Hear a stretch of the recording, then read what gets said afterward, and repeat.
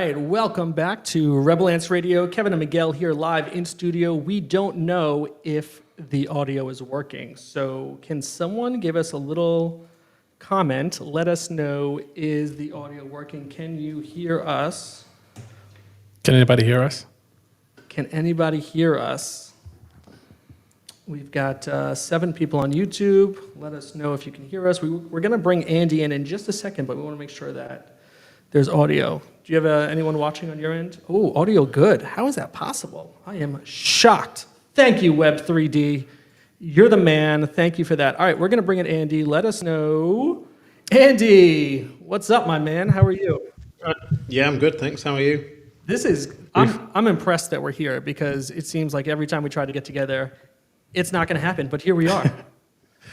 Yeah, true. Well, the first time it was in Malta, and it wouldn't have been an overly pleasant experience for you guys and the viewers. And then the second time, someone stole my Jira. Yeah. We had to have a 3-hour security debrief, but yeah. That's so crazy. Yeah, sorry to hear that. I think that's just that sucks. Part of the Web3 existence that we've all volunteered for, right? Like it's almost unavoidable to get screwed over at some point. So how are you doing since then? Were you guys able to figure out what happened? Yeah, so I think it looks like something grabbed the private keys from my wallet and basically sold my Jira and then emptied my wallet. Jesus Christ. They didn't sell my Saints of LA, though. That's something. I'm being serious. They left me with those. I'm sure Casey's happy about that. Yeah. Yeah, he might be. Yeah. Black market saints, going rogue over there. So listen, Andy, we have a lot to talk about, and I was telling Miguel before that I've, normally when we have a guest on, I'll listen to the spaces that they've done, I'll listen to some interviews, I'll stalk their feed, but because we've been doing this for like 2 months, we've been trying to get you on, I've heard so many of your spaces, and so I've heard you share your story a number of times, so I'm going to ask that maybe you give us like the elevator pitch of what your history is and how you got into Web3. But then I want to talk more about you, and then we'll get into Gamblor. But you're in such an interesting position as the CEO and founder of Gamblor that I want to pick your brain a little bit as a guy who has a minor or a minor degree in casino management. I don't know if you know that. No, I didn't know that. But I'm going to really test Andy on this. So Andy, give us the elevator pitch. How did you get into where you are today? 30 seconds in an elevator. There's no 30. I don't have the ability to do a 30-second version of this. It'll either be a 3-second version or a 2-hour version. There's no happy medium. But I can give you I'll do my best anyway. So Gamblor started August 2023. And the idea from Gamblor came from the fact that previously I'd worked at a software development company that built white label casino games. Right. That and my interest in crypto in 2013, and so the two kind of fused together, and then that's it. That's your elevator pitch right there. I think that was probably somewhere in the region of that's as good as it's going to get. That was perfect. 13, yeah. That's it. And I've heard you tell the story that, what was it, you were mining Litecoin and then converting it? Was that, am I remembering that correctly? Yeah, it's fairly depressing. It's annoying. Yeah, so I was the first person I know to have known about Bitcoin and crypto in general. And it was 2013, and I worked as an account manager at a CGI studio. And basically I started building mining rigs. It's like a motherboard, your graphics cards, there's a little bit of RAM in there. Originally I did use hard drives, but then we progressed on to, I say we, it's the royal we, it was just me. Yeah, the royal we. The royal we, yeah. Progressed on to little USBs. And eventually, very quickly, I started selling them on eBay. So rather than understanding that, at the end of the day, these were really expensive machines, though. The graphics cards were a fortune, so you kind of had to. It made sense to sell the machines as well as mining them. So what I did was I mined the Litecoin so I built the machine, and then I tested it for 2 weeks to make sure that it was all right. But obviously, during testing the machine that someone else had paid for, I was mining Litecoin.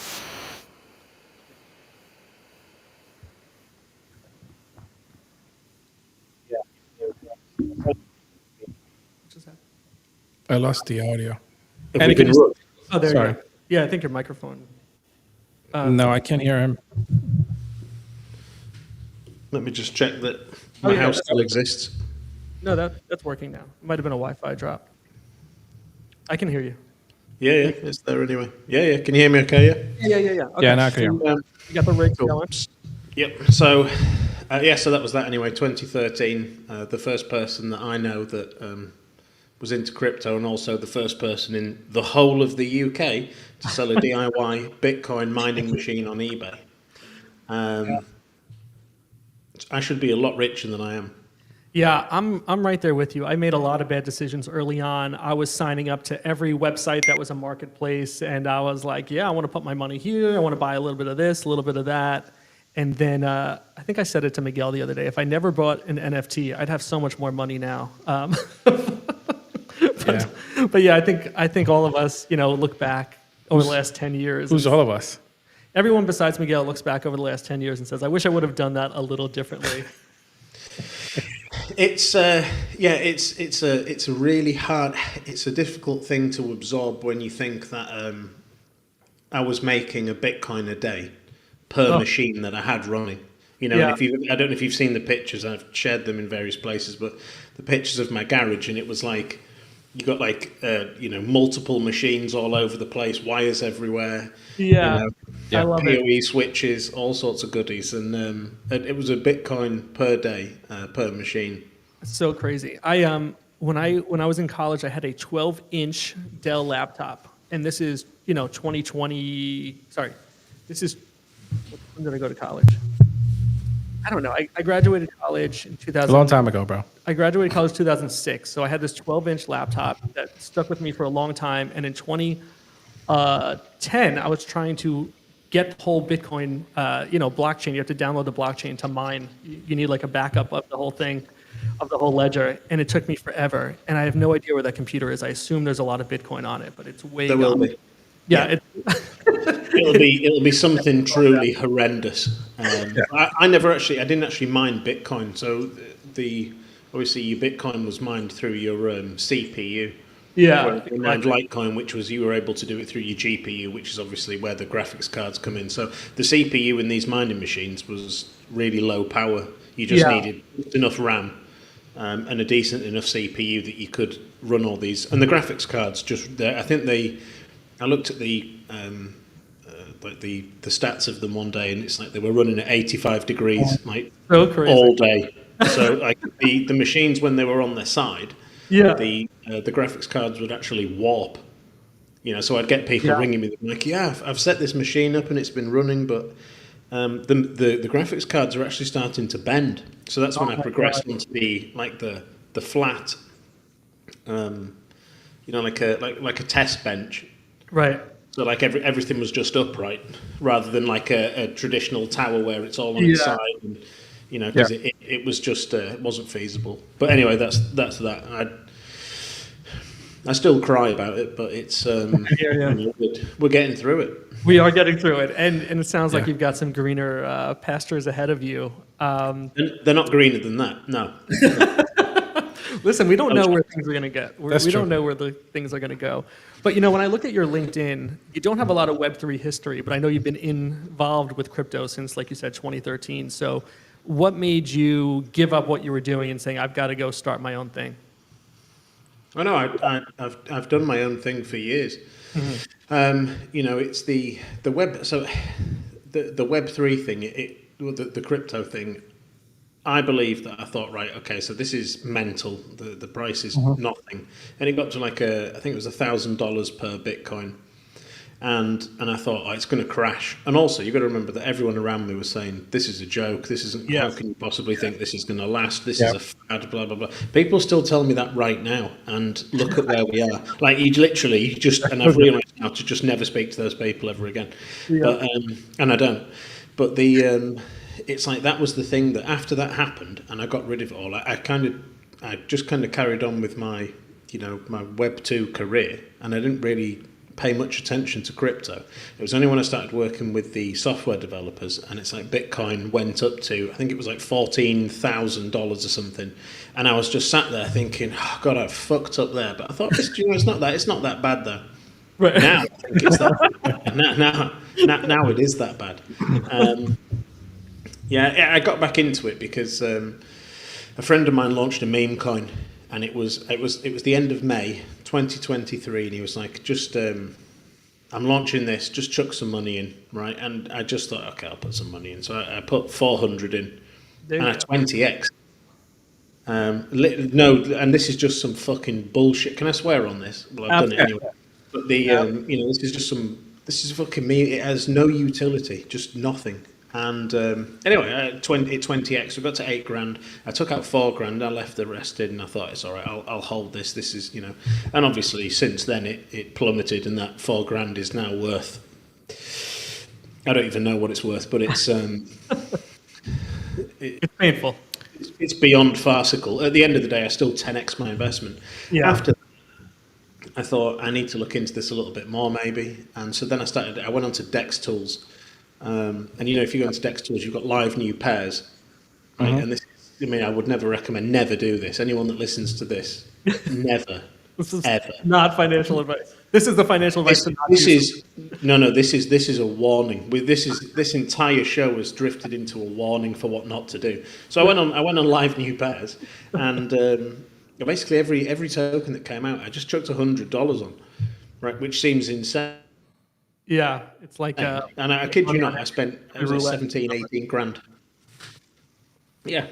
So and some of them they did really well. Others just rugged. Most of them rugged. And then after that, I thought, okay, well, I'll launch a meme coin. So then I launched a meme coin. Again, didn't really do a great deal. And then I thought, do you know what? The amount of time and effort that you spend in A, looking at meme coins to buy, and B, launching your own meme coin that's a waste of space. I thought I need to launch something with a bit more, something with utility. I'm a very practical person. Like, I couldn't go on a show and be like, hey, you should buy this. You should buy this fucking NFT because it's got to put what I can't do. And I don't care that people do buy these things. That's great. But like, I need to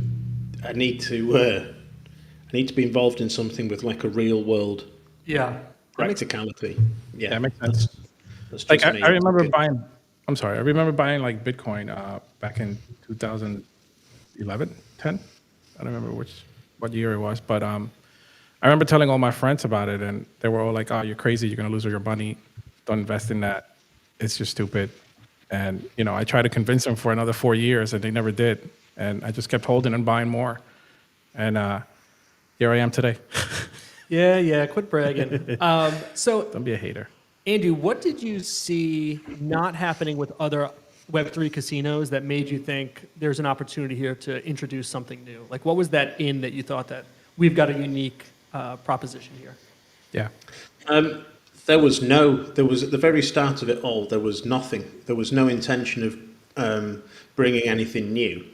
Because most things in gambling and casinos, everything's been done pretty much. You're not reinventing the wheel, but you also don't need to make something completely new for it to be successful. Right. Facebook was the first social media platform, but then on the journey of like starting to build Gamblor and flesh it out, that's when I came across the fact that this whole license thing that you'll see come up all the time, just non-stop people going on about licenses. You don't need a license to have a casino. It just depends where your casino is, who it targets, and what its currencies are. Okay, just legally, that's... honestly, it's like my number one pet peeve, because people are like, well, it's not got a license, and it's like, it doesn't need. So it's like, we use the top games providers in the world, and we only use the games providers that are happy to work with a casino that has no license, and we only use the providers that are happy to only take crypto. You can narrow it all down. Right. Effectively our target markets. If you try and go and play in the UK, you can't play on the casino. You can go to the site, but you can't play anything. We've geo-blocked the countries that we need to geo-block. And that's it. We can't onboard fiat. You can never go onto the site and play with a credit card or a debit card or whatever else. It's a genuine crypto-only Web3 casino, which most casinos aren't. Right. Right. You know, there's been a lot of stuff recently scaled from MetaWin. I mean, MetaWin's probably the most well-known Web3 casino. I said a year ago the Curacao license was just an absolute no-go, don't bother. On our very first space, I said, any casino that you go to that has that license, they're going to KYC the shit out of you soon. Even if they're not doing it now, it's going to happen. And it's really refreshing to see that, 5-6 months down the line, Scale put a post on Twitter saying, we've got rid of the Curacao license, we've now moved over to Anjuan, an Anjuan license. I'm not even going to get started on that. But the point is, though, is that what makes Gamblor different is that it is a genuine Web3 casino. If you are privileged enough to live in one of the countries that we target, you can enjoy glorious gameplay on the casino. Yeah, I'm a little. Now- I feel like I've got to rig my computer to let me use Gambler. Gambler. So let me ask you something. Is there a country that you are looking forward to be in, or that you can't get in, or that you really want to be in? Let me phrase it that way. That we can't get in. No, I mean, at the end of the day, people use VPNs, don't they? The benefit of being on licenses, we don't need to check that they use VPNs. Right. Makes sense. So let me ask you a question. What really inspired you to co-found Gamblor? Money. There you go. Makes sense. I want that. That's my motivation for everything. No, the thing is, though, is that is... So, yeah, it's money, but what happens when you start off on this is, the original idea for Gamblor was, we're going to do this, launch a token, going to go on a KEX, going to make an absolute fortune, this is it. That's what goes through your head at the very beginning of, I think, anything, of any business I've ever started in my life. The motivation is a very practical thing. It's, I just want to make a load of money. Not that I do anything with it. I just feel like I maybe need some more. And but then once you start off down that journey, you start to realise that actually this was the surprise. So although I've been involved in crypto since 2013, I've not been involved in Web3, like the whole Web3 community side of it, right? And I kind of had no interest in that. When we started Gamblor, I didn't sit there, and at no point in those first few months did I sit there and think, I'm going to need to, I'd need to build a community. It never occurred to me. I was just like, I just need players that are going to put their money into my bank. And that was kind of the original goal for that. Once you get started in it, though, and you start meeting people, you start to realise that actually you really do need a community. And then, and this pains me to say this, months down the line, the money the money's become a secondary thing. Wow. Yeah. The goal now. So that's just me being honest about how it starts. It's like, well, you start it for, or I started it for, because I thought, well, I'm going to make a load of money. Once you get a little bit further down it's no, we've got a community, and our community is great, by the way. Literally, the Gamblor community is phenomenal. But now it's a case of, okay, we want to build this up. You want to bring value to your community. And that's now become really the primary goal is to bring people in, but it's to bring people in to grow it and benefit the community versus a quick cash grab. Right. Not that it was going to be a quick cash grab. I don't mean it like that. I mean as in like the goal of launching your token, getting onto a KEX and, job done in 12 months, sell the casino, and that's it. That's that. Well, I guess you kind of realize that crypto it's community based, right? So I think it's important for you to build that community to be able to have a successful gambling business, I guess, in the crypto world. I'm assuming so. Like, how does Gamblor aim to change the landscape of gambling and tech? I guess that would be the most important question that you should ask yourself. Like, what is it that you are changing in the industry? It won't change anything in terms of tech. There's no, on the roadmap we'll build our own games. The casino, like the most, we'll aim it so that we'll kind of target everything so that the best games to play on are our games. Right. Aside from that, though, in terms of tech, there isn't really much that you can do. Casinos are a really tried and tested creation. Yeah. And so it just has to be good enough that people want to play in it and go back to it. When when you were building your team after you had this idea, like what was your pitch to tell someone like, trust me, you want to join my team, you want to get in on this now? Because I think some people can think about Web3 and like, what is Web3? Like you said, is it a scam? Is it real? And some people might think about casinos in a similar way, like, it's a little seedy. So you're putting these two things together that in some areas have some negative, tones to them, and you're trying to build a business. So what's that discussion with your first few hires? There was no pitch. It was never a pitch. It was talking to people. Yeah. So in terms of the team, even though Gamblor started in August last year, the actual team that works on it right now only became involved with Gamblor in March this year. So it took a long time for me to meet the right group of people, and I met that group of people, in the shadow of a horrendous rugging by the Stacks crew.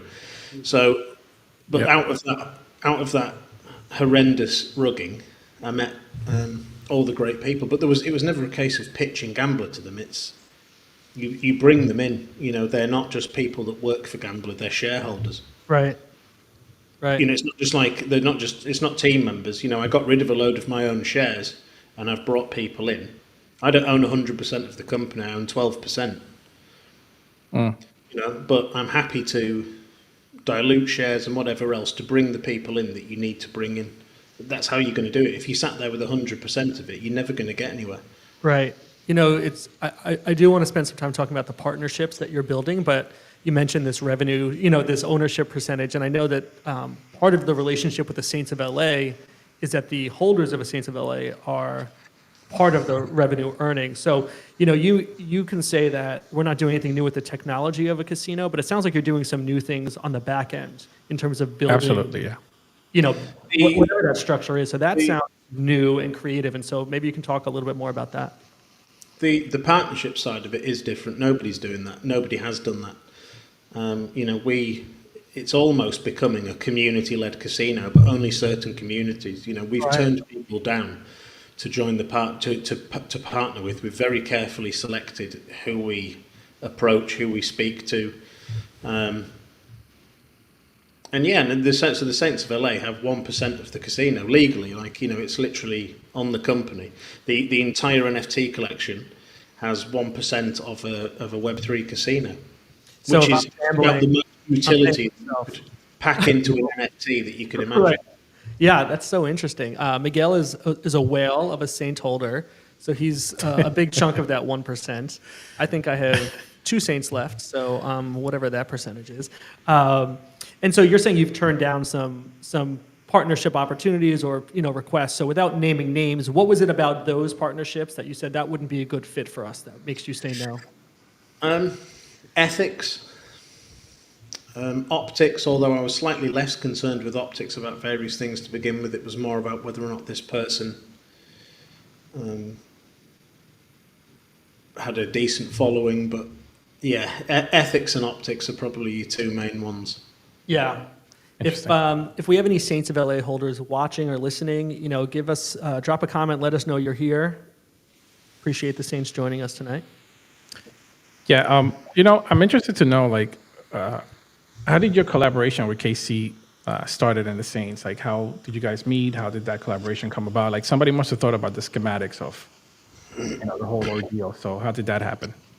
I messaged KC about a collaboration in maybe February or March. No, it was March. And he completely ignored me for months. It was only when yeah, fuck you, Casey. It was only when the Web3 Gamblor team, who he was familiar with, kind of reached out to him, and then he was like, okay, yeah, no, I'll jump on a call. The thing is, I knew Casey was a sound guy when I messaged him. It just took me a long time to get hold of him, and I had to use other members of the team to do it, to catch him. I love that about Web3, that if you push hard enough, you can really get in touch with anyone. I mean, the way that we got in touch with KC was Let's not because talk about that. Miguel was shit talking the projects. Casey into forgot LA. about that. Casey all right? forgot about it. Why are you bringing it up again? I don't want to rehash these wounds. But yeah, I think that's one of the unique things about Web3 is like you really can get on anyone's radar if you try hard enough or you have the right connections. Yeah. So that was that. There was not really much more to it. It was a case of it's a very slow. I think one thing that, and this comes up in conversations, Gamblor's not like a mega hype project. Yeah. You get these projects and it's just like just fucking hype everywhere, and then nothing. Gamblers are it's a much slower, low burn, organic growth. And so it's all right if things take time to do. We don't mind. It'll get there, and it'll get there. But because of the way that it grows, it also won't stop. Right. It's not like it's going to fly up and just suddenly nosedive into the ground. It will grow. It might plateau sometimes, but it won't stop because it has utility. It's a casino. Yeah. Long term, it wins. I also think that now with the crypto space moving in the right direction, like I think Gamblor definitely has a huge opportunity to do what it needs to do. How does Gamblor plan to maintain transparency with its users? How do you mean? Doing this. I know you're a smart guy. I know you're talented, but you seem like, no, okay.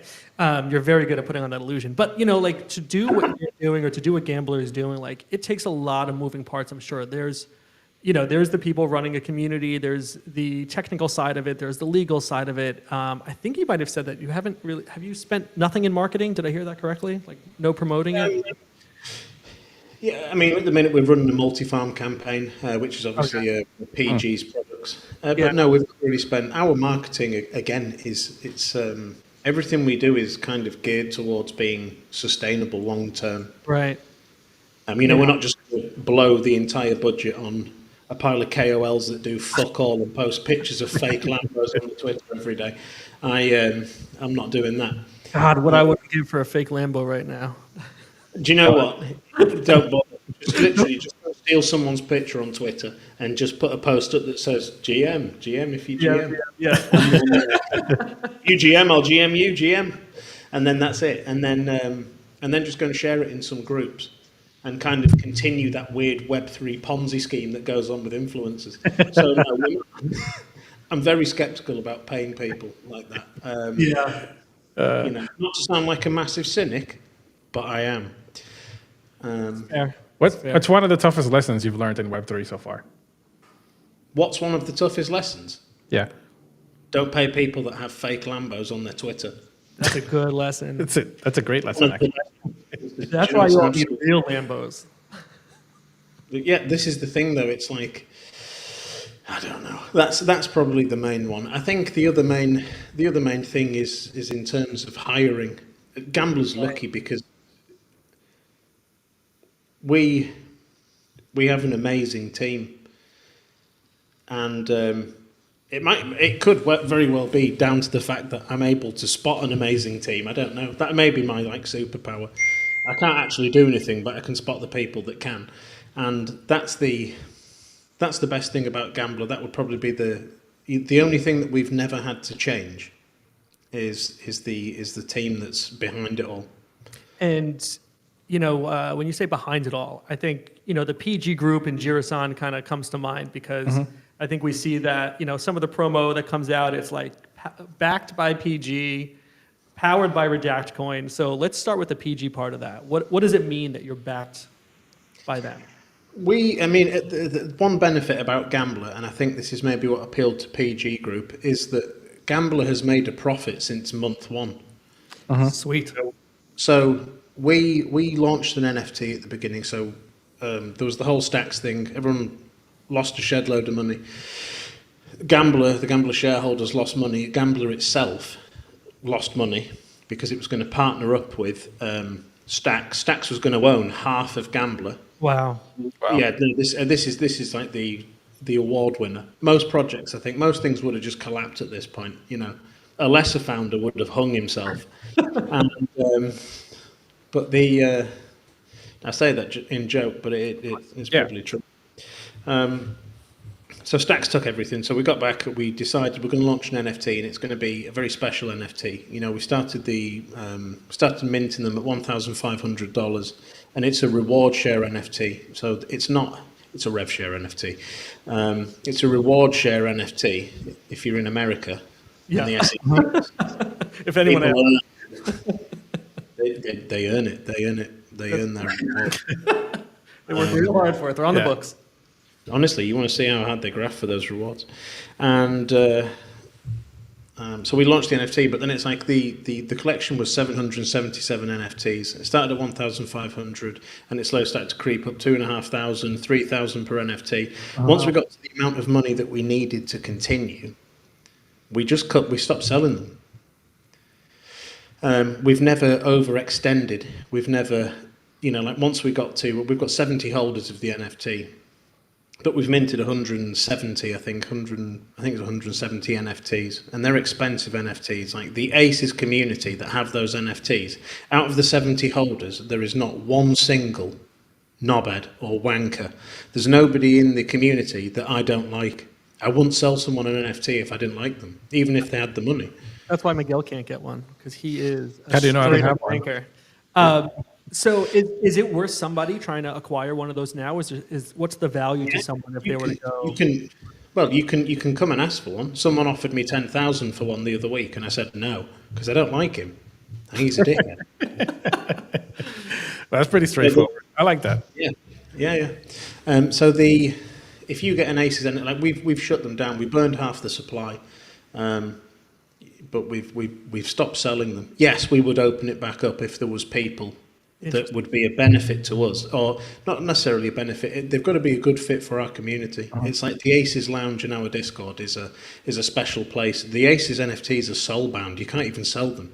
And we've done that so that you can't sell it to some absolute bellend that's going to come in and ruin my day. Yeah. Right. And the rest of the team as well. Obviously, it needs to be a special group, and it is a special group. So I mean, hardest lessons is probably, I don't know. I think we've not made that many mistakes, and then PG Group coming on board. We didn't need liquidity from them. Month one, we made a profit. Right. We've only had 1 month out of 5 that hasn't made a profit, and that's because at some point in a casino, people are going to win and you are going to lose money. Right. But on the long term, it'll average out to a good profit for us. So in terms of the backed buy, we've not actually needed anything. They've hooked us up with Multifarm. Obviously, they've the whole Abstract deal. We're going into Abstract Chain. That's entirely down to PG Group. That wouldn't have happened if it wasn't for PG. Sean just literally threw me into a Telegram with Luca Nets and a load of the Abstract guys, and it was like, there you go. So, that's what PG bring. So for a newbie, right, can you explain what Abstract is? Abstract is like a hybrid between Web3 and Web2. It's like a consumer chain. It's to onboard Web2 people into Web3. So none of this private keys and all this other stuff. It's just a much easier system to use, which is going to be great for us. It's ideal, Does that still allow you to not do all the KYC? Yeah, because you make your wallet wherever you want to make it. You go to Gamblor and you connect, and you just connect your wallet. So we'll have Abstract's global wallet on the site, and you literally just connect, and that's it then. Wow. Let me ask you, who are some of the people or projects in the NFT space you admire or would like to work with? You put me on the spot there. You can say me. The ones that I want to work with, I am working with. Outside of that, I like things that bring utility. Dizzy sent me a clip of Luca Nets just before I came on this, and he was saying that basically, he wants to get rich, but he wants to make his community rich first, and then he'll get rich. And that's the kind of community that I want to be with, or work with, partner with. Jira's the same. KC's a relentless machine that doesn't sleep, and it's No, he he's doesn't. obsessed, yes, he's obsessed with Saints. It's like the people I want to work with, I am working with. Yeah, Casey is one of the best founders ever. Like, Yeah, if not the best founder in the NFT world, period. for now. For now. For now, there we go. I don't think anybody's ever gonna topple him. Like, he's just Steady on that. Steady on that. he gives me like Give me time. I'm new. Can we? Is there anything happening between you and Luca that you can share? Any collabs going on with the Pudgies or anything like that? No, not that I'm aware of. Blink twice if you are aware of something. wink twice.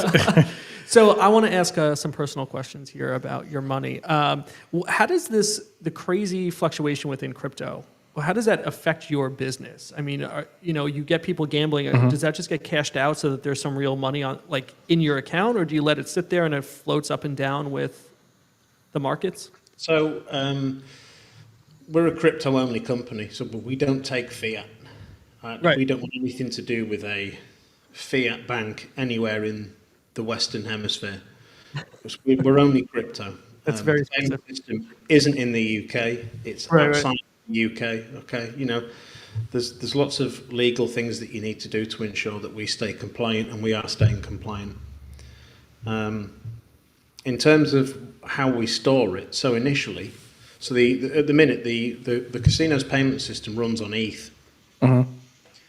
It gives you a dollar value when you cash your ETH in, but it basically runs on ETH. And at the very start, we didn't bother converting much of it to stables. And at the start of the year, ETH was like 3,400, and then, as you know, it dropped down to like $2,200, which obviously ruined. It didn't ruin us, but you sat there and you're just thinking, we've just fucking lost it. But then it's gone back up again. Right. Now Yeah. we have started converting certain amounts to stables. Yeah, that's interesting, right? Because obviously it's a gamble, but it's for better or worse. If you kept everything in ETH and it just, we get to 5,000 ETH, you're like, wow, that was a genius move. But, there's a lot on the line.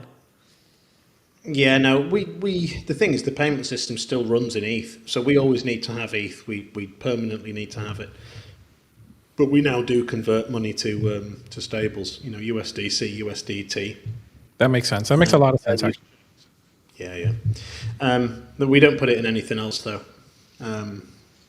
There's no Bitcoin reserve yet, but if you put it into Bitcoin, it's a long-term thing versus Sure. I'm not a trader. For me, it's a long-term thing, not just like, well, I'll put it into this. If I need to liquidate it for some reason, I don't want to risk taking a huge hit on it. Right. So it's ETH or stables. Yeah. So now that you have this casino, right? You have this opportunity now to like work with a lot of Web3 companies that you can do like games for and stuff like that. Is that something that you're looking into? Yeah. So the original idea at the very beginning when we did the partnership was to open up the Aces NFTs to this partner community. The community could fill out an application form to see if they could get an NFT. That's just so that we can screen that they're not complete arseholes. And if the community as a whole bought X amount of NFTs, Gamblor would then make a game for that community that would then go into the casino. We've changed that business model because we stopped selling the NFTs. So now if you want the game, we can do the game, but it will just cost money. There's multiple ways that we can do that. But it's not, we would make a game for any community that we liked, but there would have to be some kind of raise for it because we wouldn't be able to just churn out games for other communities out of our own profits, out of our own money. Is there a way to track that is even a useful investment from whatever the project is? Because, are you able to see that their users are playing the game and then there's some return for them? What's the dynamic there? So their users playing the game wouldn't really be your main point of building the game. Your main point of building the game would be that, let's just say, for example, the Saints of LA all said, let's make a game. We're going to make a game. So we make the game. We put the game on Gamblor. After the game's gone on Gamblor, because of our connections with the games aggregators, the Saints of LA game would end up going out to every single casino that uses various types of software, the aggregator. So the Saints of LA game would then start receiving royalties every single month from every single casino that it was in. So it's like the short term is, get the Saints to play on it. But that's not the isn't the long term. Also, what percentage of Saints do you think made an account and deposit and play at Gambler? Because I'll Right. tell you, Yeah, what tell me. percent, I'm what curious. percentage of our users come from the Saints of LA? 1%? I don't know. 1.87%. There's Wow. probably a bit less as well. Yeah. What? So the Saints aren't big gamblers anyway, or at least they're not big gamblers in Gambler. You know, I'm a huge gambler, but I'm just going to throw it out there. I'm a huge gambler, but at the same time, when I try to log in, obviously I'm in the US, so I couldn't do it. I need a VPN to be able to do it. And I think that's the difficult that maybe you're facing, that a lot of those NFT guys are probably in countries that you don't work with and possibly, can log into Gambler or, do a VPN, or maybe they don't want to do a VPN because they don't want to face like some sort of legality or something. I don't know. Yeah, I mean, if you're in Web3 and you don't use a VPN on a regular basis, Yeah. I'd be concerned. But again, if people are in an area and they're not meant to play in the casino, that's fine. That's up to them. That's true. That makes sense. Yeah, I guess I'm going to have to move away some of my security on my computer. Speaking of me trying to log into Gambler and use my $25 reward money that I got from Jesus, let me ask you another personal question. You've done a great job of doing a lot of giveaways on many spaces. Yeah. How does that work out for you? You're giving away house money essentially, right? So is that not real money out of your pocket because the house has an advantage, or break down that wall for me if you don't mind. No. So if I give you $1,000, Right. so like in the casinos have wagering requirements.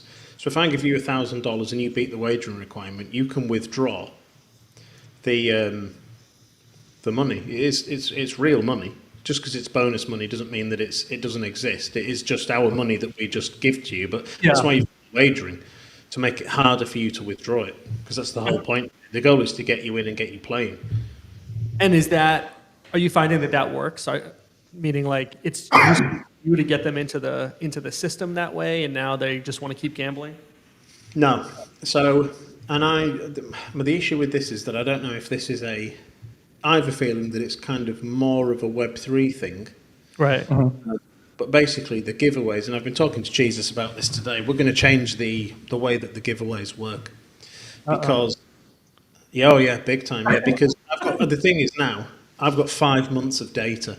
Okay, Right. And I have spreadsheets, okay, and these spreadsheets tell me things, tell me great stories. I love a good spreadsheet. So we're going to change the way the giveaways work, and we're going to change who can win prizes, because there's a large group of people that win prizes that I don't think should win prizes, and they probably won't win those prizes ever again. Interesting. Okay. I know that in the past you have said, I think I have a quote here, projects reward those who use their ecosystem. So projects reward those who use their ecosystem. That's a quote from you. It was a little cryptic. Is there something more that you can share about what would be better for somebody in terms of using an ecosystem? Well, let's just, if you look at the giveaways, so the thing that gets people in is, sorry, I've got some light now, okay, and it's making me want to sneeze, because the other day, I'm new to podcasts, and this is like the second time I've ever done a live video of anything, and You're killing it. yeah, thanks. I've got some fairly bright LED lights that are making me go blind, so it makes me want to sneeze. So if I look like I'm having a stroke, I'm not. We'll just keep the show running. Do. Listen, monetize it. Make me TikTok famous. But so the giveaways, it's like, what is the benefit? And I do understand that you've got to bring people in, and big prizes are appealing. But again, it's like, if we give away $5,000 a week in casino credit, and out of that $1,000, like 90% of it goes to people that never play in the casino. They turn up every single week and they just win the free money, and they never deposit. That's fine. That's money that I could be giving to members of the community that actually do deposit, that do partake, that are in the Discord. That don't join the Discord once a week for a giveaway and then leave straight afterwards. So I mean, like that, the Aces NFT holders are different. They've already spent really good money on an NFT, Right. so they get entered into anything. You know, we're not bothered about them. I noticed the other day that one of them's made a duplicate account. I don't care that he's made a duplicate account. I don't Yeah. care that he's run into accounts. I'm not bothered. Oh shit! Should we call his No. name right now? Should we call him out? No, no, God, no, because it doesn't matter. You get a pass if you've got Aces NFTs. If you gamble in the casino, we're not bothered. But there's a large group of people that bring absolutely no benefit to the ecosystem whatsoever. They just suck from it, and that's all they do every single week, week after week, month after month for 5 months. And my spreadsheet, it's upsetting. You know, I look at it sometimes and I don't feel good. Yeah. I like that you call it my spreadsheet. Like it's one master spreadsheet that is just like you're in this Just spreadsheet baby. hours a day. It's like the Matrix, but it's Your baby. vastly less cooler. Yeah. And it's just a Google Doc. It's your Google baby. Sheet. It's where you see all the scenes that are not gambling. Yeah. Come on, guys. Come on. I looked at that the other day and I just thought, what's this? 1.87%. I'll be honest, I felt ill. Did you call Casey and said, "Hey, what's going on?" Yeah. Get your people. No, I didn't, but I did send him a screenshot of the breakdown of where all the use come from. I love that. Yeah. Hey, I'm curious to know how is, since you are in all these other countries, right? How do you feel like the adoption of crypto is going in those other countries that you're in? Great. You really think that the adoption it's like really taken off in those countries, or like like here in the U.S. there's just too much regulations, there's too much unknown. Like every time I talk to someone about crypto, they're always like, you're gonna lose your money, blah blah blah. Do you find yourself getting into those conversations a lot in those countries that you work with? I don't speak to anybody about crypto that isn't in Web3. I learnt my lesson in 2013 by talking to Web2 people about this new thing called Bitcoin, and I got laughed at and everything else. So I don't speak to anybody about it ever. So with that Interesting. bridge of abstract helping onboard Web 2, how do you utilize that? What do you do differently to say, okay, now I want to attract some Web 2 people versus the Web 3 native people? We're kind of there and maybe found you. So what's your outreach for Web 2 and a different approach? So for Web 2, what we would do is, so we go to these events, like there's one in Malta called Sigma, we go to those. What you would do to get the Web 2 people in is you would have a stand at one of those. You would start making a bit more of a presence, like the way that we do spaces every week. We'd start going to more of the Web 2 gambling things. The issue with the whole Web 2 side, if you went completely Web 2, is that a lot of the people won't touch you if you don't have a license. Right. Like a lot of the affiliates, they'll say, well, not all of them, they're like, well, what license have you got? Where can you operate? Whatever else. It's all to do with geos and kind of audiences. But we'd need to make a lot of changes to Gamblor in order to start onboarding the whole Web 2 side. And that's the perfect thing about Abstract, is that Abstract is kind of a mixture between the two anyway. So it's a no-brainer for us. So can I put you on the spot and ask if there's a future of IRL events that could exist for Gamblor, whether it's a physical casino or is when you talk about those pop-ups, what else can we expect in real life from Gamblor? There'll never be a physical casino. I love it. I'm going to quote you. Because there won't be. And if there is, it certainly won't be a Gamblor one, because I mean, if you tried to make a casino in the UK, you just wouldn't bother. It's just not happening. Gamblor's online and it's Web3, it's crypto. In terms of in real life events, we would still, being a Web3 casino, we still plan to, and it's been mentioned. It is on the roadmap for next year that we will have a stand at various events and go to things and whatever else. Now, this is the thing that I think about, right? For example, in the NFT space and comparing NFTs to, let's say, the gambling industry, right? Part of the problem is onboarding people in, right? Just because people continue to build, but they forget how to bring people into the space. Obviously, it's a brand new space that people are still learning from and they need to be onboarded, right? So like you mentioned Pudgies and Luca, and I'm a huge fan because Luca onboards millions of people in, right? And he did it very simply by making a toy, right? So in a sense, Gambler will need to continue to onboard people or start onboarding people after they start using everybody else that's already in the Web3 space. So how do you plan on marketing that particular space? In real life events. But again, there's only so much that you can do as a casino, Right. which I said earlier is seedy, and people. There's only so much you can do as a casino to onboard Web 2 people into Web 3. Yeah. So in the future, do you plan on, do you want to, I don't know, do a physical casino or no? Is that something that you want to do eventually in 10 years from now? Never. Never. And Okay. if I do, it won't be under Gamblor, and it certainly wouldn't be in the UK. So Yeah. at that point, really, I would have made an absolute fortune from Gamblor, and then I've retired to another Retired. country. Do you We know can what? retire together. We're going to Andy. Macau. Fuck it, it's time to make an in real life casino somewhere. Yeah. You know what? I think about the crypto industry and just how it's probably going to get super adopted everywhere, right? So I think that physical casino will probably be something to really think about. Not now, but maybe 5-10 years from now, it probably will be the thing to really look at. The money side of it, Yeah. you need a lot more. It's a lot cheaper to set up an online casino than it is a real one. In the UK, if you want to have a real casino, I can't remember what it is. You need 2 million in liquidity just sat there to pay out bets. Wow. They're heavily regulated.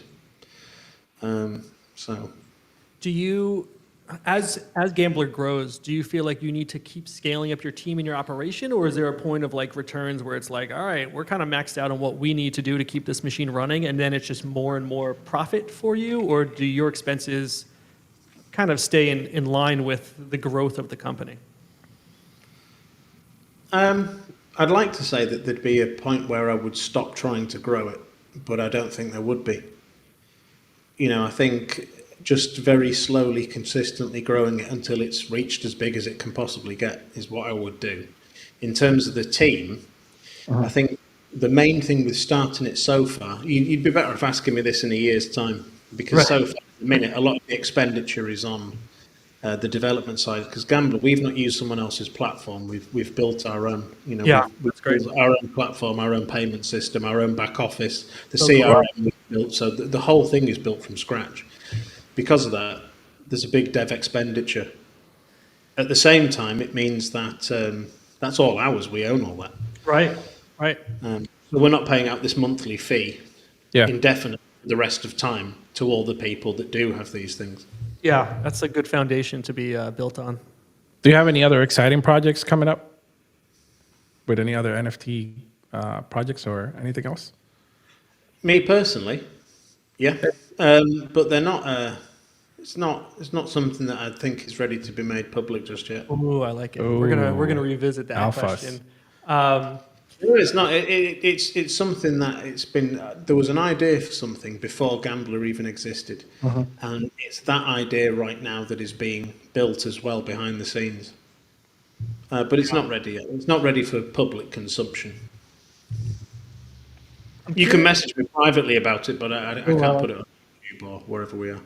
Yeah, we have over 200 people Yeah. watching and listening in. I don't know if you've seen that, but Yeah, No, well, I don't know. we're gonna- I can't see where the people are.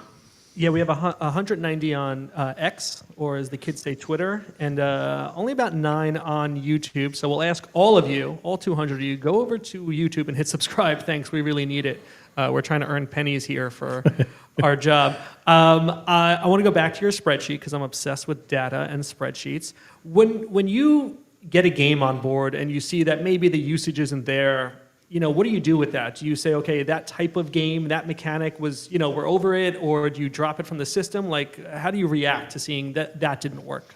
You should move it down the list. The other thing as well is with the games is that in the popular section, the site, by the way, is currently having its whole UI UX redesigned.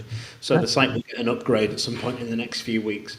But in terms of a game, if it's not popular, I tend to go by if you go onto the site, you've got popular, and that is the most popular games on the site. There you go. So people can just go onto that and you can just scroll along and see what the best games are for us. The other games, we've taken some of them off, but most of them we've left on. And the really weird thing is, one games provider that a while ago I was just saying, this is shit, this needs to go, this offends me, its existence on the site bothers me. And now people play on it. I'm not going to name it, but there's an obscure games provider on our site, and we seem to have grabbed users that enjoy playing on it. So that is interesting. You know, I'm thinking back to some of Miguel and I's discussion over the last 2 years on Rebel Lance Radio. We talked about Web3 gaming, right? That was supposed to solve all the Web3 issues, onboard the masses about Web3 gaming, working with Fortnite, working with all these other big companies. Do you think of yourself as Web3 gaming in that sense? And do you feel like you have a different angle in? Do you have different obstacles than a bigger company like that might have? Or are you kind of on your own lane? No, we are a Web3 gaming company. So at the minute, it's specifically slot games. Right. The future of Gambler will not just be those slot games. Right. There is a bigger picture. Again, we subscribe to the kind of slow, organic, steady but unstoppable growth model. Unstoppable. I like that. What are the other metrics you're looking at? Obviously, revenue or profit is a big one, but what are the other metrics you're looking at? Now you kind of have to weigh up. So you've got the community. The community is the next big one, really. The community is where a lot of the value is. Even if that same community doesn't necessarily gamble, later on down the line, those communities may get involved in other parts of Gambler. When it's added to the site, when it's revealed. Right. Ooh, More parts revealed. More parts to be revealed. I like it. More else. What's the percentage of usage on mobile versus not mobile? I couldn't tell you off the top of my head, actually. Yeah. Is that something you think about? Do you optimize for mobile because that's where most people do? The mobile side of it isn't optimized, and it should be, but it's on the to-do list to be fixed. It should be when the new update goes out and the site's a little bit more compact and looks a little bit neater almost. Well, Makes sense, yeah. How do you stay informed about developments in the Web3 and NFT space? how do we, How do you stay informed about developments? the team, And the community, I'm assuming, because you're very active. I always see you on Twitter just talking to people and moving around and just in spaces and all this kind of stuff. I mean, when do you have time to do more active? But I was more active at the beginning. Because I had more time to do that. But at the same time, the Web3 team that we have, their fingers are on the pulse of everything. So it's our group chats are just information just being loaded in from all sorts of different things, and that's what we use to kind of come up with the next stage in the roadmap or the strategies. It's the team that we have.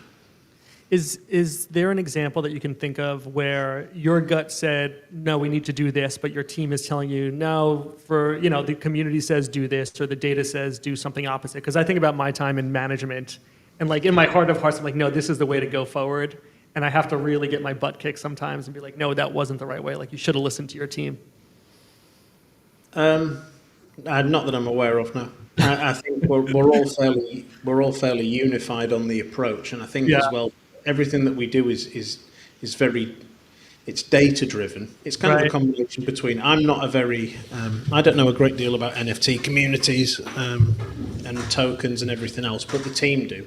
So you can combine the two lots of knowledge, that and the spreadsheets, to make your strategies. There's not really anything where we've had a serious disagreement of no, if we do this, it's going to be fucking ruined. It's not, we're always fairly aligned on it.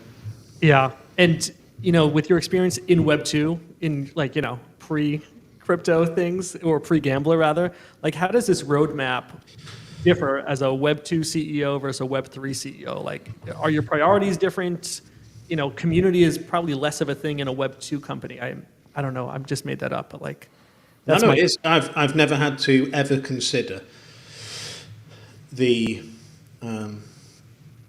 feelings of a community before. Ever. Not at any point, it's and this is I think this is the straight, and also as well in everything that I've ever done, like the most members of staff I've ever had is 27. So I've had 27 members of staff in a Web2 business. But even then, I still had like a semi-solitary existence because we didn't have a close team. Yeah. It was me, and then a couple of people just underneath that would take care of other things. And I didn't really. Because I'm not like a micro, you get micromanagers and they watch everything that you do. I don't do it. I find people that I never need to do that with. So you've got to find people that will just go off and bring the results in, versus people that you have to just sit all the time and move them around and basically control every action. So this is different. This is strange for me because now I've got a very close core team. It's not like I'm the CEO, you're going to do this. Right. It's a very flat management style. So it's like the team are, we bounce off each other and we kind of make the decisions as a collective. That's good to hear because I think the history of NFTs and Web3, it probably leans more on the side of people feeling that they've been rugged. So to hear that you've got a real company in place and there's a real structure and there's real collaboration and real people I think that brings behind people it, that I think brings hope and legitimacy. And I think that sort of I think that presence probably helps build relationships with other companies like Jira or the PG group, right?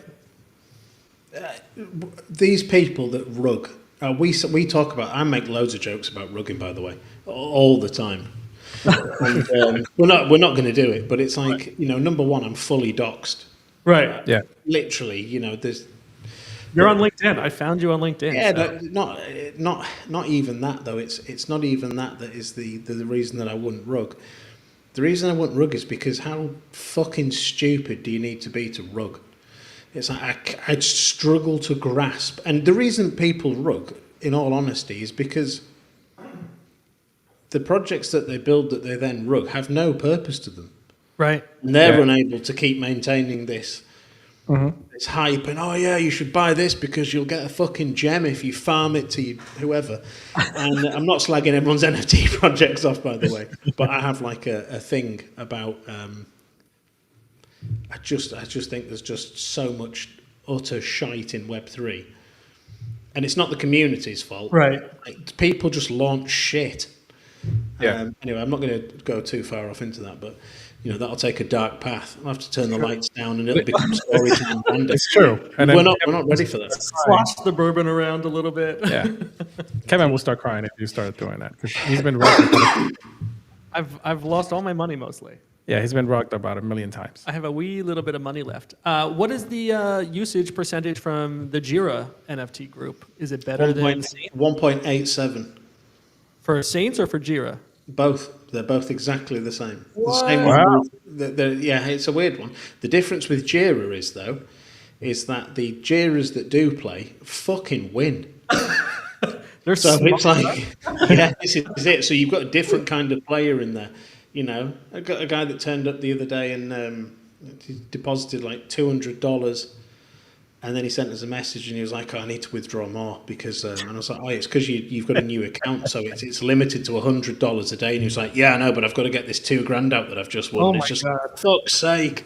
So it's like he 10x'd his money in about 4 seconds.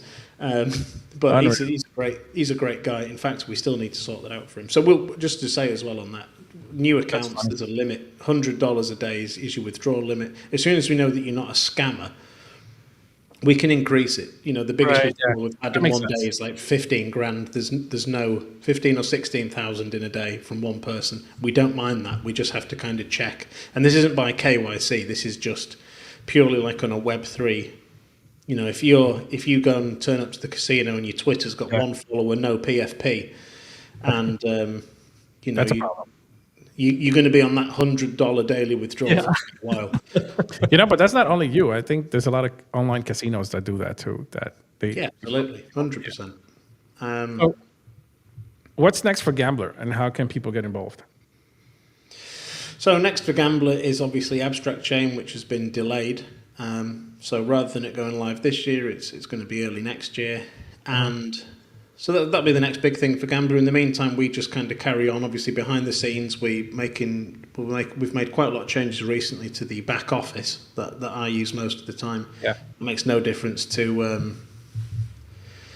I've just seen a question pop up, and I'm gonna, because I'm unable to filter things out, I'm gonna have to answer it right now and then go back to what I was saying. So, Latin Night, is the win-loss ratio comparable to a regular casino? Worse, better? So in a real-life casino, your RTP, the return to player, is 60 to 80%. At Gambler, the RTP averages out at 97%. So Gambler has a 3% margin on the slots. Wow. So you're better off playing at Gambler than you are going to an in-real-life casino. That's a good pitch. Is that, I'm curious, and this, not to put you on the spot, not to doubt you, but is that something that somebody could see through some back-end blockchain sort of thing? Like, is that... It's not on the blockchain. You can see it on the games.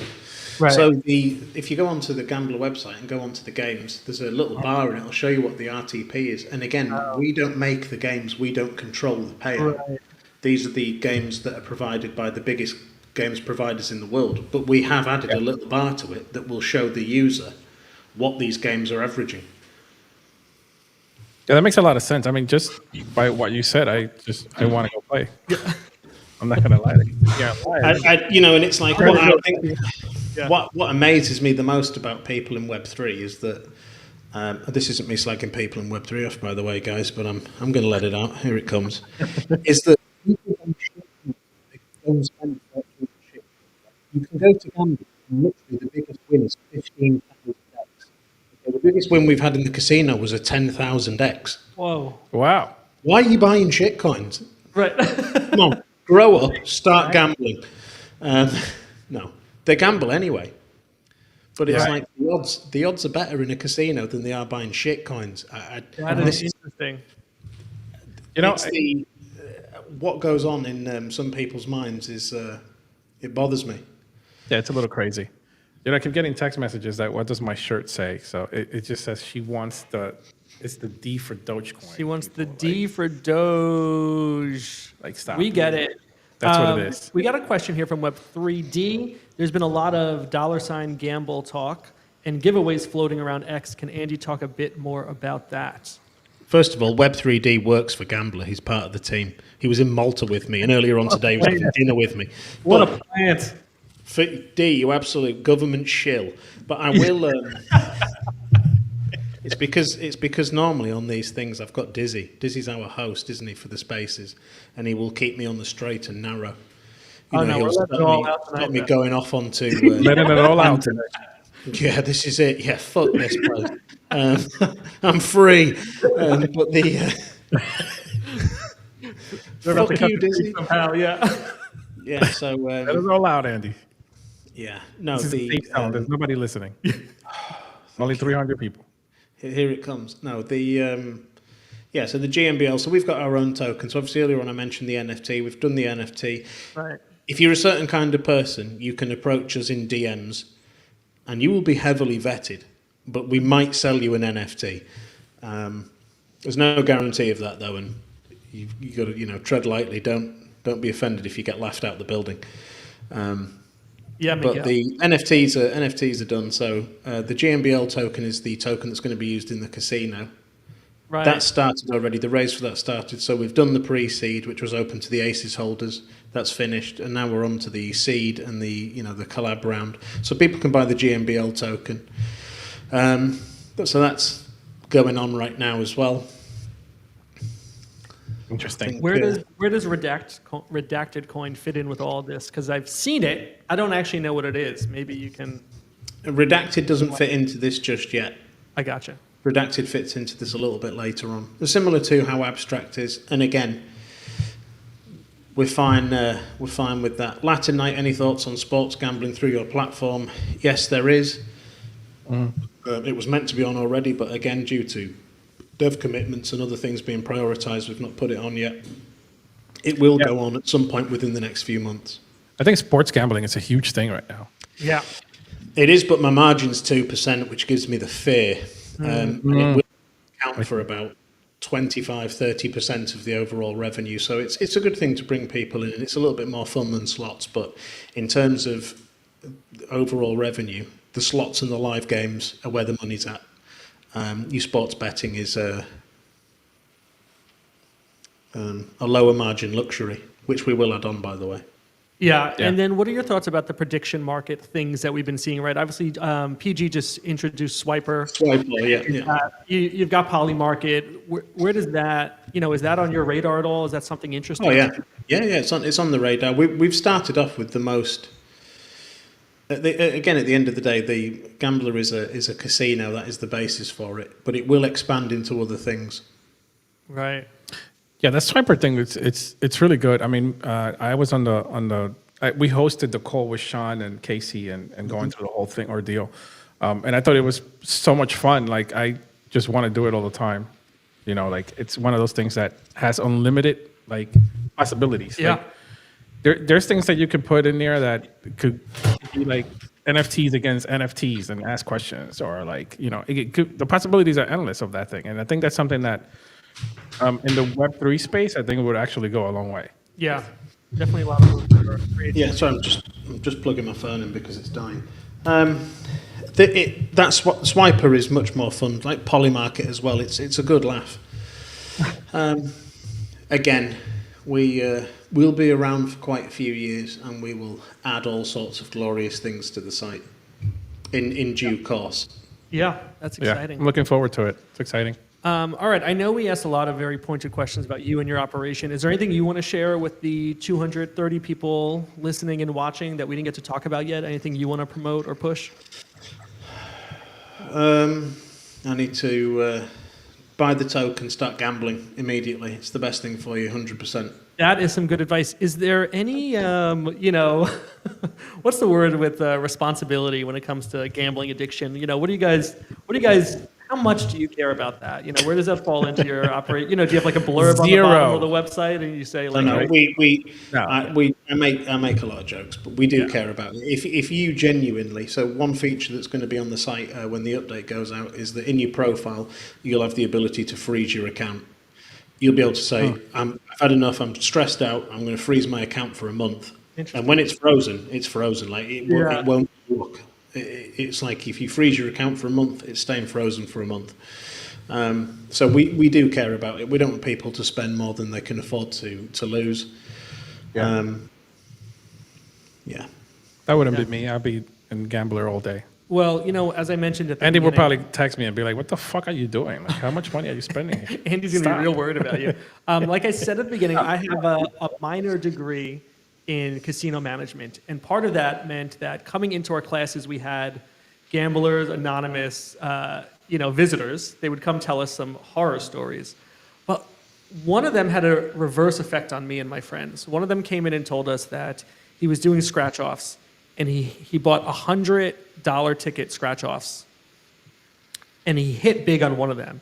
And he took all that money, drove down the block, and put all that money back into buying more single scratch-off tickets. And he lost it all. Lost it all. But in my head, I'm like, if I can get my friends and I to buy a bunch of these $1 scratch-offs, like if we bought like 100 of them, we got to win big, right?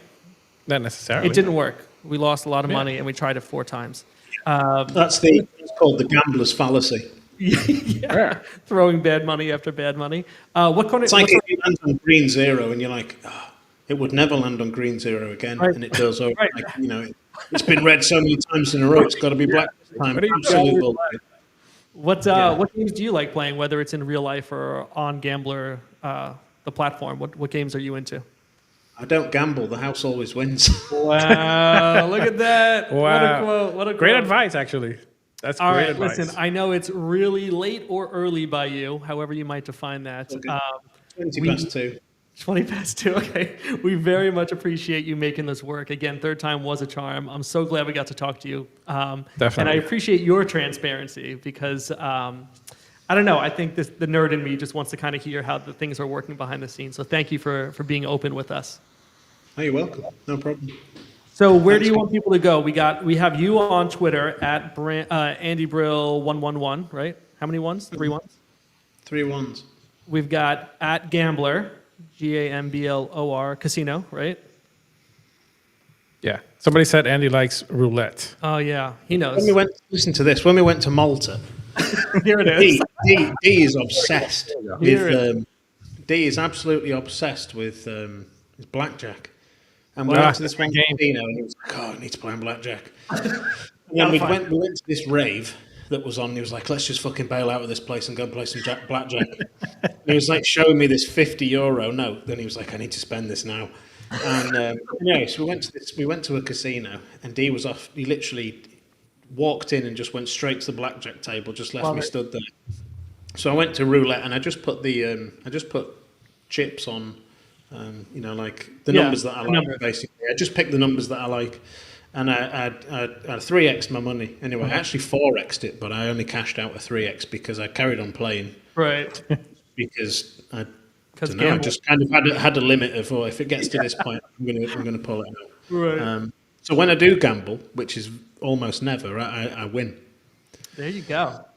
But you shouldn't gamble. Never gamble, because I'll win long term. Because the house always wins. The house always wins. That's what it is. The House always wins. But if you really want to win, you need to apply for an Aces NFT and get a reward share.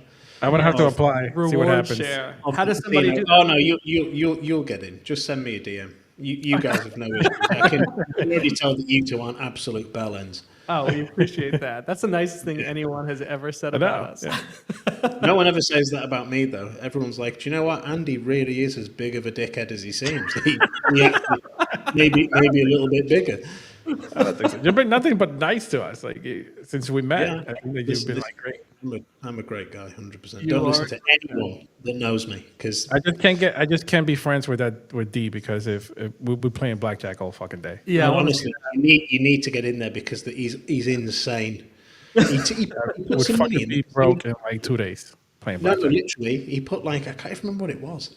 He had it was like a few. Come on, D, spill it. It was like a few $100s in the casino, and then the next day I got a message on WhatsApp. And it was like, "Oh, I went a bit fucking wrong." Yeah. And he turned his few $100s into something stupid like 20 grand, and then lost them. It's so hard to walk away. That's me. That's me. It's so hard to walk away. Just put 1,000 in there. Just wait. Why Just not? 1,000. And then it'll turn into 3, and then 5, and then it just snowballs. What you need to do is you buy the NFT. You win some of those losses back. There you I'm go. gonna have to, yeah. So should people come into your Discord, or only after they've picked up an NFT? Is your Discord open for everyone? Discord, yeah, anyone can go into the Discord. The Aces Lounge. So the Discord is token gated. There's bits of it that only the Aces NFT holders can see. I see. It's a very elite group. Again, there's only 70 holders, and some of them have 2 people. They're not even in the Discord, so it's probably a little bit less. But no, everyone should join the Discord. Yeah, it's a magical place. Perfect. Okay, D says, I was impressed with myself. $500 to $24,000, back to 32. What? Oof, Yeah. that's quite a ride down. It's a nice run. He literally rugged himself. Yeah. Yeah. He went for the whole Web3 experience, but under one. Right. D, I'm worried about you. That's funny. I'm worried about you. D's a shareholder at Gamblor. He's fine. Don't worry. Good to know. He's good. Yeah, Then. he's fine. He's all right. Yeah, he's good. All right. Listen, go check out Andy and Gamblor Casino. Give them a follow. Follow Gamblor. Go put some money in. That is financial advice. Check out the Discord. Pick up an Aces NFT. Stay in touch, because it sounds like there are some big things on the horizon. Some great partners with Absolutely. and behind, with the PG Group, the Girason NFTs, the Saints of LA. We're excited to have our toes dipped in all of that, and maybe we'll get our ankles in one day too. Maybe we'll keep dipping our body parts in. Anyway, this is getting weird. We're going to say goodnight here, but Andy, hang on for a second after we end the stream, just so we can say goodnight and wish you well. Real quick, somebody text me what's in the background. So what's in the background is... It's toys. It's not children toys. Stop. Grow the fuck up. Shut up. These are collectible comic books. That's what's back there. So these are very old comic books that are worth X amount. Yeah, Kevin, don't tell anybody where I live. Collectible. All right? That's what that is. Yeah. All right. Good stuff. Don't hate. All right. Listen, thank you everyone for joining us. It's been a great conversation. Went a little longer than we normally do, but we couldn't let Andy off without getting through our list of questions. So thank you all. We will see you again, I guess, next Sunday, 8 p.m. Eastern. I don't know if we have a guest or not, but Yeah, we actually gotta set up our thing with Sean. Sean's coming on the show soon, yes, so we're going to just gotta talk set him Sean up. into it, and we're going to have him talk all about you. We're going to have just a bitch fest of Angie, how hard it is to get him on the pod. You can do it. I don't mind. If I was a superhero, my superpower would be I'm just not that bothered. Yeah. That's a pretty good one. That's a good one. That's a pretty good one. Georgina, who's a close friend of mine and who is also a shareholder at Gamblor, she's always on the spaces. She got me this last year. 0 fucks. Perfect. There's no fucks to give. I don't mind if everyone hates me. 0 fucks. You know That's what? I it. should put one of those in my office. That's pretty cool. Yeah, us HR people are going to come get you. Anyway, Nobody's gonna thank get you, everyone. Have a great night. We will see you again. Give us a like, a subscribe, show us some love. You can head over to rebelants.io, mint a fucking rebel ant for .0025. $10. $10. Come on, Just we're don't trying be to get cheap. rich here $10. too, so we can blow all of your money from minting back into Gamblor. Into Gamblor. This is the cycle, the circle of life. All right, good night, everyone. Just on that, you guys need to put some Rebel Ants in the Gambler drip store in the Discord. People can buy them with their drip points. Oh, drip true. points. I like that. We can make that. Yeah, we're actually looking at getting Our into drip. CTO is the CTO of Drip, FYI. Oh. Yeah, we had an interview a long time ago. Right, it was right with after Mike. NFT NYC. We Was it met Mike? Yeah. from Drip. So Yeah. we're gonna dive into that a little bit more too. So it sounds like there's some good things for us to use. Cool guy. He hung out with us for a while actually. Yeah. We were just hanging out. Yeah. All right, everyone, get some rest, and we'll talk to you later. Bye. Thank you, everybody. Bye. See you soon.